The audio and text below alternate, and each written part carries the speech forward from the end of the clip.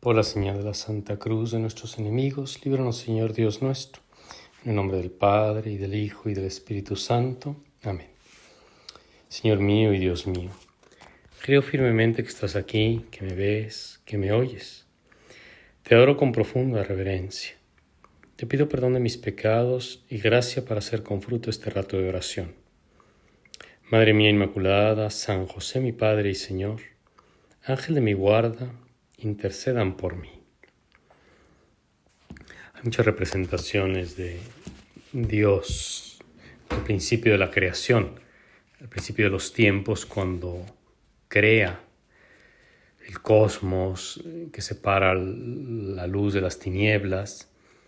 Y en muchas de esas representaciones se ve una especie de voluta que sale de su boca para significar la palabra, porque la Biblia nos dice que Dios iba pronunciando, iba hablando, y dijo Dios, hágase, y dijo Dios, hágase, hágase los astros, hágase, y que Dios creó con su palabra. El Nuevo Testamento menciona esto, por ejemplo, en el libro en la carta a los Hebreos se habla de la palabra poderosa de Dios, una palabra que es creadora, una palabra fuerte. Y a propósito de esto, podemos conectar el Evangelio que hoy se proclama en la misa, tomado de San Lucas. Se nos cuenta cómo Jesús bajó a Cafarnaúm, ciudad de Galilea, donde enseñaba y se quedaban asombrados de su palabra, porque estaba llena de autoridad. Jesús había criado en Nazaret. Sabemos que allí se trasladaron sus padres cuando era pequeño, que creció en Nazaret y en determinado momento se va a Cafarnaúm, una pequeña ciudad portuaria, es decir, a las orillas del lago, donde la mayoría de la gente se dedicaba o bien a la pesca o al comercio.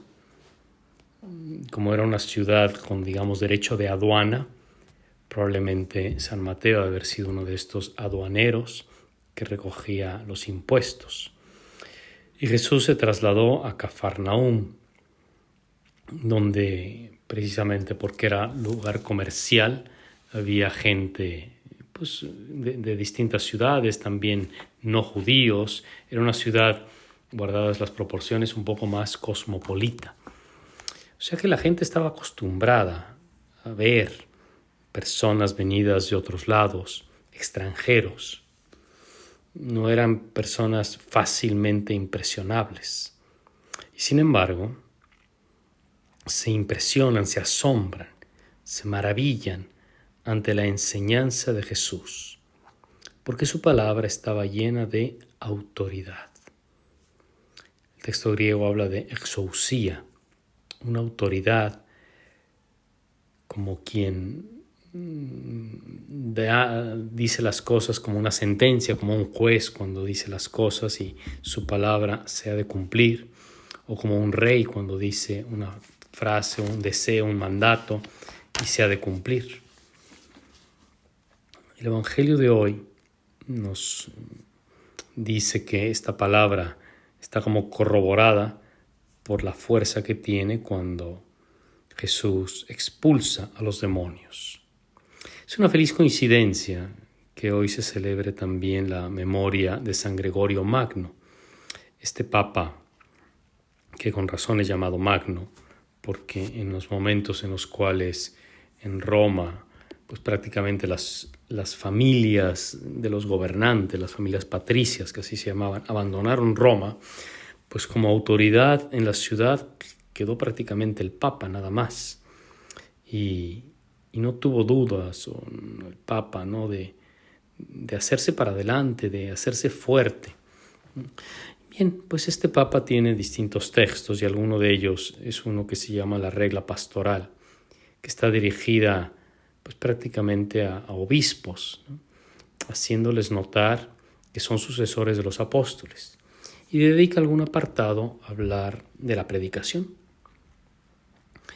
Y considera esto que dice el Evangelio, que Jesús enseñaba con autoridad y que también los sucesores de los apóstoles, los obispos, los predicadores, han de predicar con autoridad.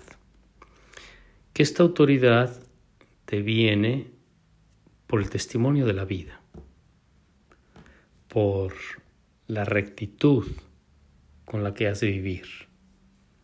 Que nadie le cree a quien predica una cosa pero luego vive otra. Y que Jesús tenía autoridad precisamente porque vivía en la verdad, porque Él es la verdad misma. Porque jamás contradecía o contradijo con sus obras lo que decía con sus palabras. Es esta verdad, esta coherencia de vida, lo que aterrorizaba a los demonios. El demonio, dice la misma Sagrada Escritura, es mentiroso. Es el padre de la mentira, es mentiroso desde el principio. Y esta mentira abarca la totalidad de su vida. No son mentiras, como decimos nosotros a veces, mentirijillas o mentiras piadosas o mentiritas blancas, sino es la mentira en el sentido fuerte, en el sentido de engañar, de dar una cara, presentar un rostro, pero por atrás hacer otra cosa. El demonio que está maquinando, que te hace querer ver las cosas de una manera o él mismo las presenta de una forma, pero luego por detrás hay otra totalmente distinta. El pecado es así. El pecado se presenta como algo atractivo. El demonio, dice una escritora del siglo pasado, Francisca Javiera del Valle, el demonio tiene unos anteojos y que estos anteojos, le explicaba esta autora San Ignacio de Loyola, estos anteojos se los pone a la gente para que vean las cosas, las tentaciones, como si fueran lo mejor, lo más atractivo y lo más placentero. Y de esta manera engaña a las personas para que pequen. La palabra de Cristo es una palabra de autoridad, es una palabra veraz. No contradice con sus acciones su palabra, lo que ha predicado, lo que enseña. Y la gente se asombraba. Había en la sinagoga, nos narra el Evangelio, un hombre poseído por un espíritu demonio inmundo y se puso a gritar con fuerte voz: «Basta, ¿qué tenemos que ver nosotros contigo, Jesús Nazareno? ¿Has venido a acabar con nosotros?». La palabra de Jesús es inmediata: «Cállate y sal de él». Y todos se asombraban y decían: «¿Qué clase de palabra es esta? Pues da órdenes con autoridad y poder a los espíritus inmundos y salen». La palabra de Jesús es una palabra que está llena de la fuerza de Dios, que desenmascara la mentira divina. De alguna manera podemos entender que también sucede así con las tentaciones, con el pecado. Cuando llamamos a las cosas por su nombre, cuando llamamos al pecado pecado, cuando llamamos al mal mal, cuando verdaderamente vemos con la luz de la fe, con la luz de Cristo, con la luz del Evangelio, nuestras propias acciones como verdaderamente son, desenmascaramos el engaño del demonio y esa veracidad, esa verdad, esas palabras de verdad derrotan a los demonios. Nos puede servir esta comparación. Es así, el entender que también nosotros expulsamos, por decirlo así, el demonio que nos tiene aprisionado cuando ponemos en nuestros labios, en nuestra mente, en nuestro corazón, las palabras de verdad, que se convierten en palabras de autoridad. Como dicen algunos, ¿no? El primer paso para acabar con una enfermedad es reconocerla. El primer paso para acabar con el pecado es reconocerlo. Hay en Cristo una autoridad tremenda, porque Él jamás engaña ni es engañado.